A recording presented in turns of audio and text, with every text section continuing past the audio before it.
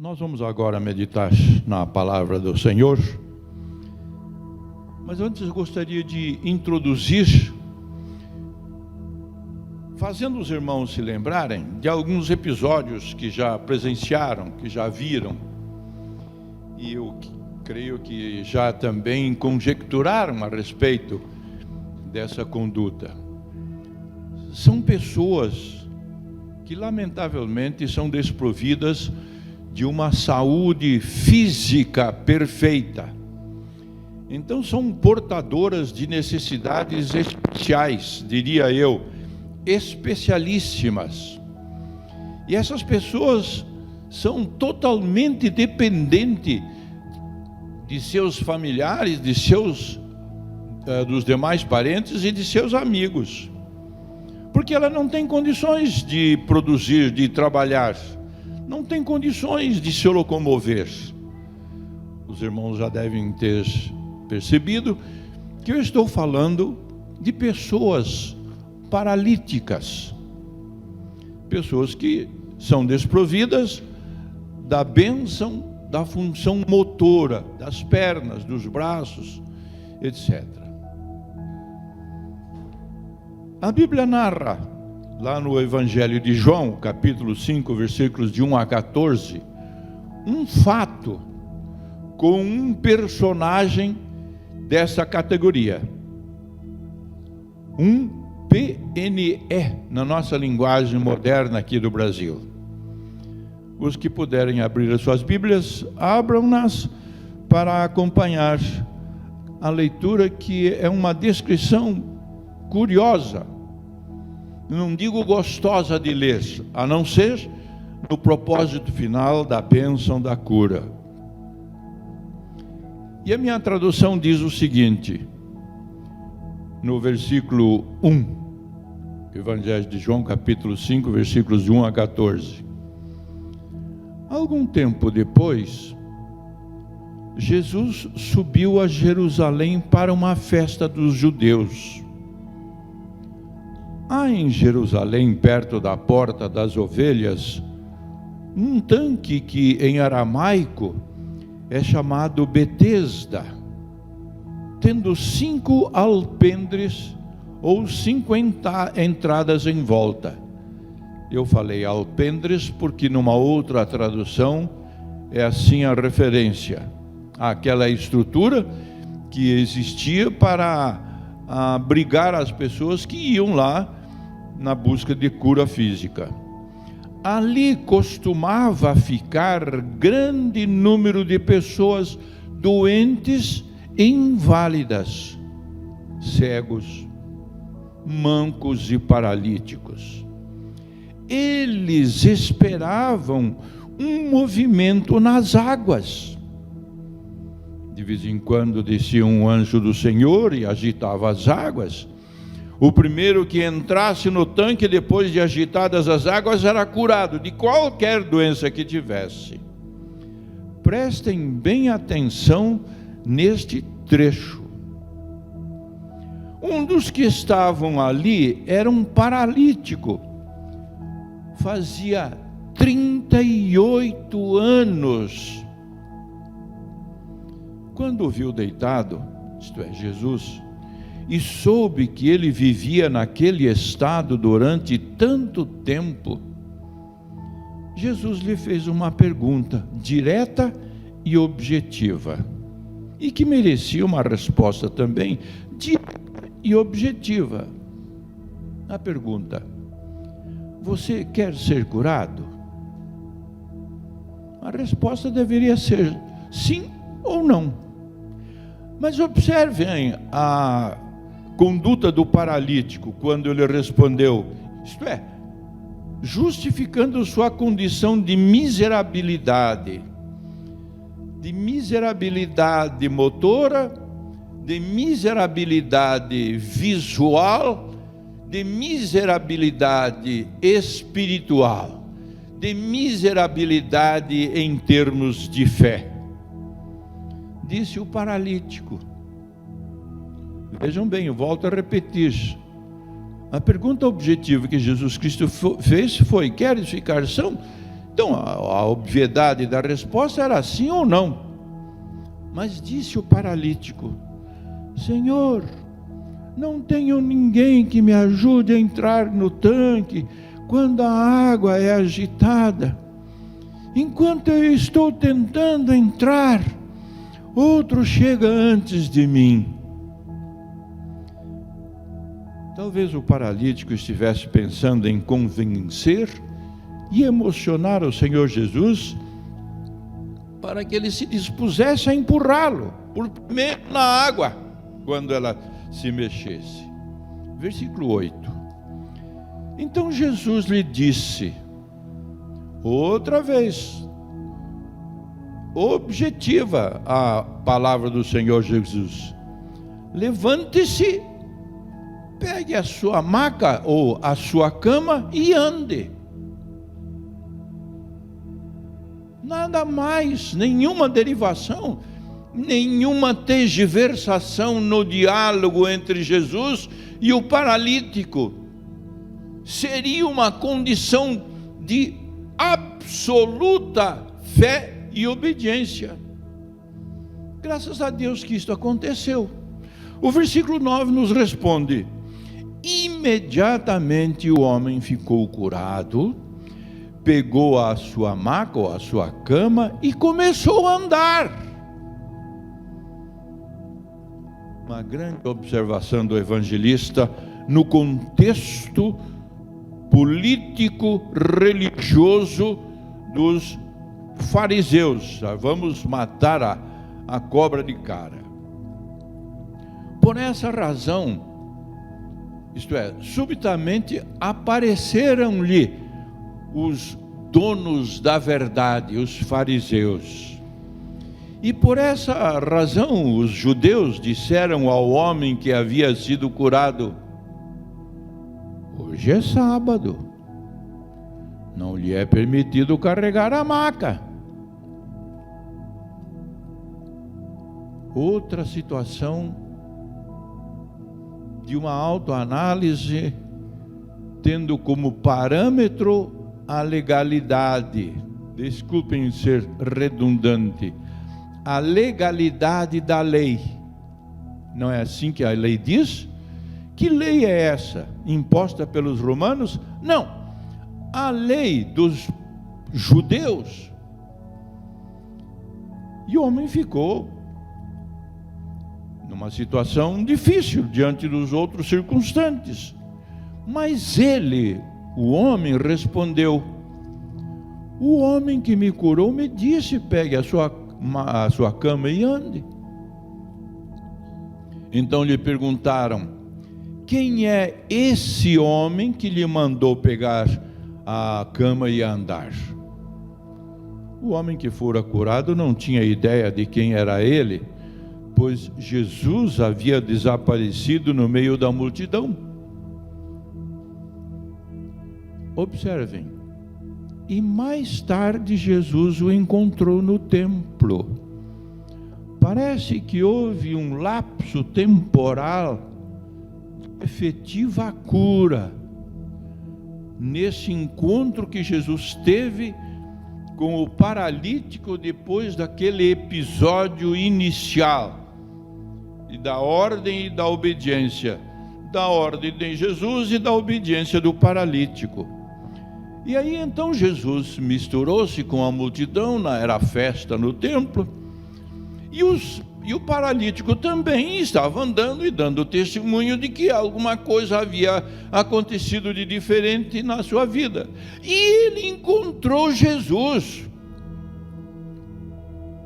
Mais tarde Jesus, a tradução correta é esta: mais tarde Jesus o encontrou no templo. Ele disse: olhe, você está curado, não volte a pecar, para que algo pior não lhe aconteça. Foi a mesma afirmação que Jesus Cristo disse à mulher pecadora: os teus pecados estão perdoados, mas olha, não volte mais a cometer esse tipo de pecado. algumas lições deste triângulo: Jesus, o paralítico e o tanque.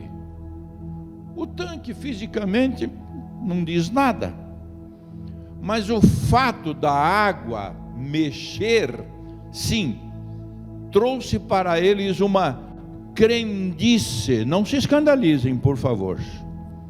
Uma crendice. E a crendice é de que aquela água era mexida por um anjo que chegava ali com o dedo e dava uma revolvida na água, e aqueles que estavam bem na beirinha do tanque, que eram jogados, empurrados, ou aqueles que tinham condições de se lançarem sozinhos, eram curados. Mas quem eram? Todos os que se lançavam naquele momento? Não, o primeiro. Imaginem a dificuldade financeira na vida de uma pessoa,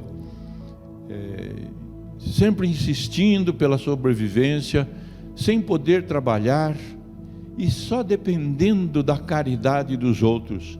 Assim era a situação daquele paralítico junto ao tanque de Betesda. Vamos analisar ainda este caso.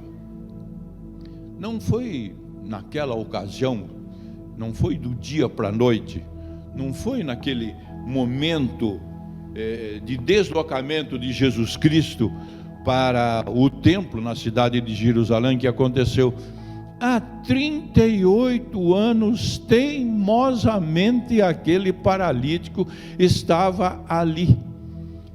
Isso não significa que o paralítico tinha 38 anos, porque ele já foi lá mocinho, já foi lá um jovem, e persistiu. Ora, os outros conseguem, eu também vou conseguir, mas não conseguia. E a sua resposta foi uma resposta clara ao Senhor Jesus Cristo.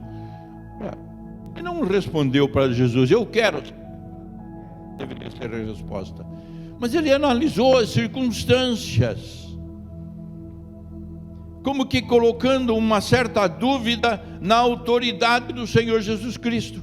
Os irmãos já observaram que às vezes nós caímos no mesmo erro?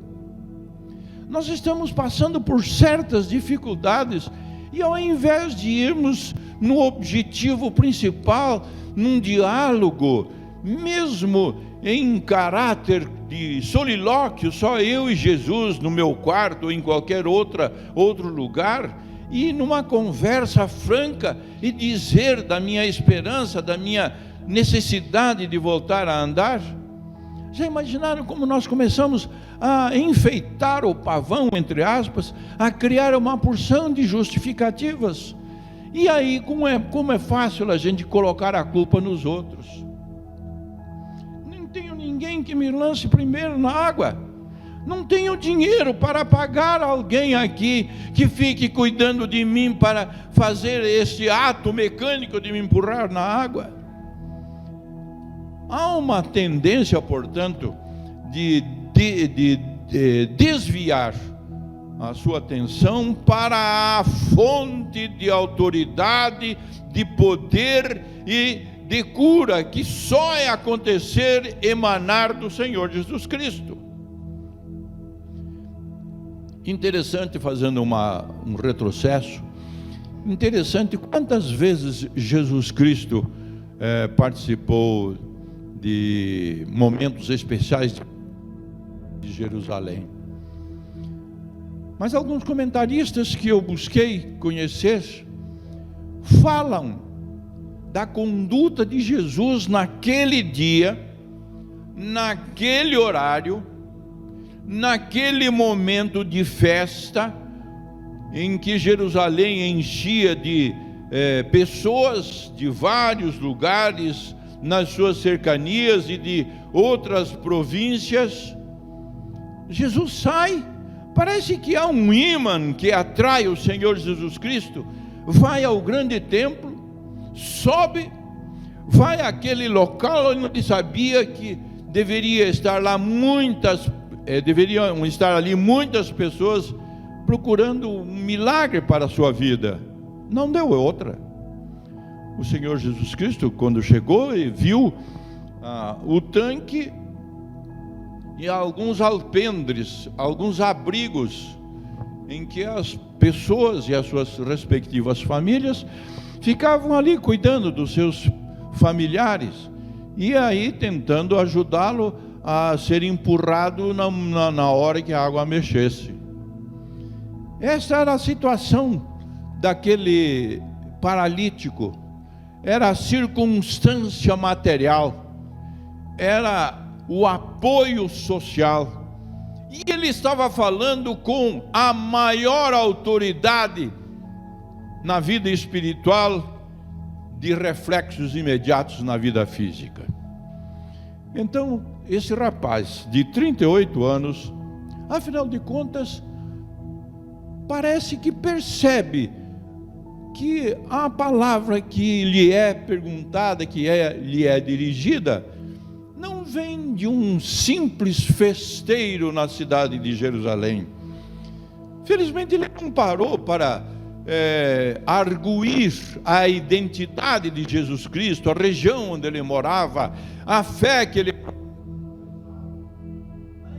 ideologia dele, se ele era socialista, se ele era democrata, ou se ele era identificado com alguma outra corrente ideológica existente naquela... Parece que Jesus Cristo tem uma autoridade diferente ao falar com ele. E foi nessas condições que Jesus encontrou e viu nele o forte desejo de ser restabelecido na sua saúde física e motora. Analisemos a resposta do paralítico. 3 verdades expressas só numa resposta. Primeiramente, a racionalização da resposta foi chamar a atenção de Jesus Cristo para um fato que era óbvio, estava diante dos olhos de todos os circunstantes. Parece-me que eu fico imaginando o paralítico dizendo para Jesus Cristo: olha aqui, ó, tem tanta gente que paga aí pessoas para empurrá-los na água, e eu não tenho condições. Não deu uma resposta objetiva, como tinha sido objetiva a pergunta do Senhor Jesus Cristo. Às vezes, pode estar acontecendo conosco, não é? Pode estar acontecendo conosco.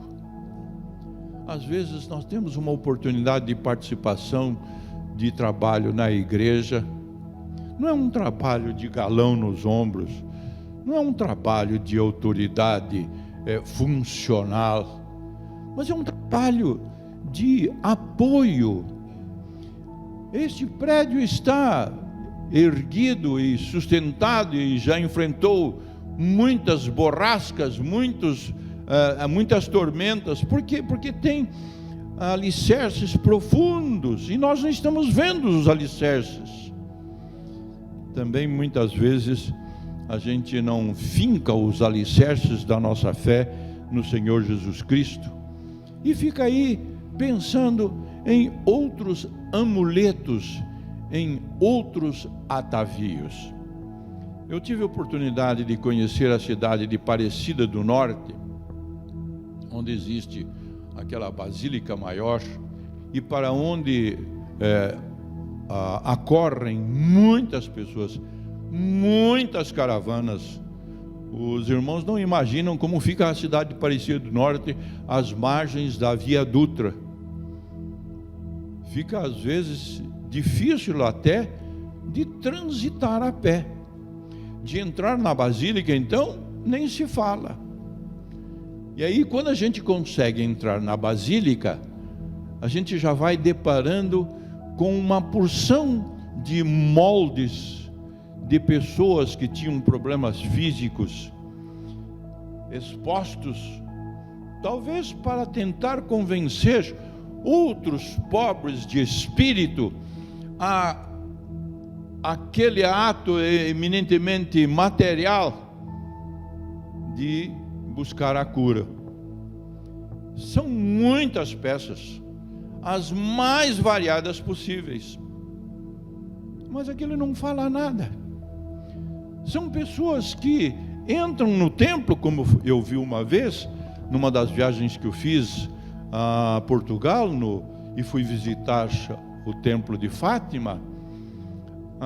A primeira vez que eu fui, havia um corredor, uma passagem de uns 50 metros de distância desde a rua até onde estava o altar-mor da ilustre Santa Fátima, desculpa. Então, muitas pessoas iam ali com os joelhos exângues.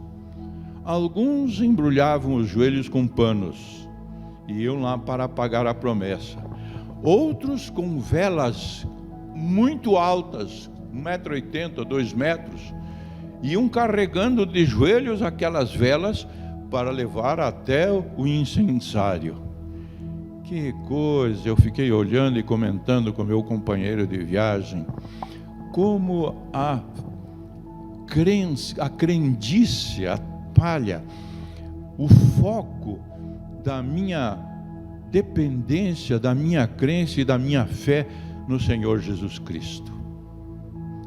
Mas felizmente o paralítico começa a vislumbrar, e acho que aquela palavra do Senhor Jesus Cristo começou a produzir um raciocínio no paralítico, ao lhe dizer assim: olha, enquanto eu vou, outro desce primeiro do que eu. Ali subjetivamente estava mostrando a sua vontade de ser curado, mas entretanto os elementos materiais não eram suficientes. Jesus Cristo continua escavando naquela gruta grotesca daquele paralítico, começa a brilhar a fé dentro da sua razão e dentro da sua vida espiritual, a pessoa que estava falando com ele. E não demorou muito para que ele realmente confessasse e se rendesse à vontade de ser curado e à confissão ao Senhor Jesus Cristo. A resposta que não responde. Existem várias maneiras da gente responder. Você quer ser curado? E a gente acaba polemizando as respostas e não parte para a exteriorização do subjetivo. Mas felizmente, neste caso, o milagre chegou. Depois de 3 aprendizados que retiramos da fala do paralítico, acontece o milagre. Isto é, Jesus viu que está pronto a realização daquilo que há 38 anos aquele rapaz esperava. Foi quando o Senhor Jesus Cristo dá a ordem: então levanta, toma a tua cama e anda.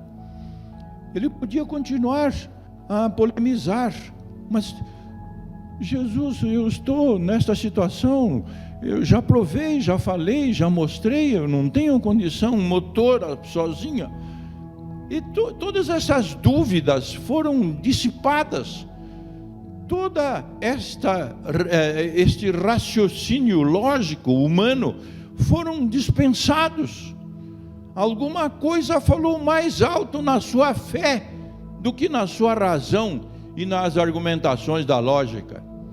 E aí, quando a resposta vem a respeito da sua vontade, finalmente acontece o milagre da restituição.